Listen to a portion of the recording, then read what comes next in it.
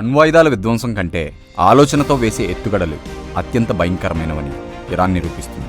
పశ్చిమాసియా రణరంగంలో ఒకవైపు యుద్ధ ట్యాంకులు రక్తాన్ని చిందిస్తుంటే మరోవైపు గల్ఫ్ తీరంలో కోట్లాది మంది ప్రాణాధారమైన నీటిని ఆవిరి చేసే కుట్రలు సాగుతున్నాయి.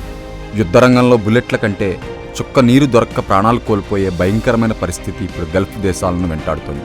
కువైట్, సౌదీ అరేబియా, ఒమన్ వంటి దేశాలు తమ తాగునీటి కోసం 70 నుండి 90% వరకు డీసాలినేషన్ ప్లాంట్ల మీదే ఆధారపడుతున్నాయి. కానీ ఇప్పుడు ఇరాన్ క్షిపణులు, డ్రోన్లు నేరుగా ఈ ప్లాంట్లనే లక్ష్యంగా చేసుకుంటున్నాయి. అసలు ఈ వినాశనం ఎందుకు జరుగుతుంది?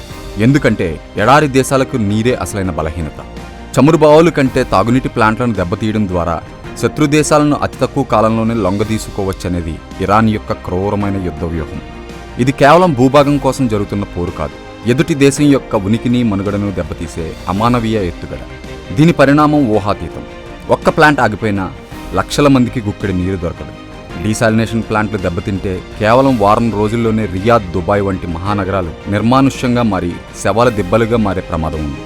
ఆహారం లేకుండా కొన్ని రోజులు బ్రతకవచ్చేమో గానీ చుక్క నీరు లేకుండా ప్రాణాలను నిలపడం అసాధ్యం. ఒకవేళ ఈ యుద్ధం గనక ఆగకపోతే మానవ చరిత్రలోనే అతిపెద్ద నీటి వలసలను ప్రపంచం చూడబోతుంది.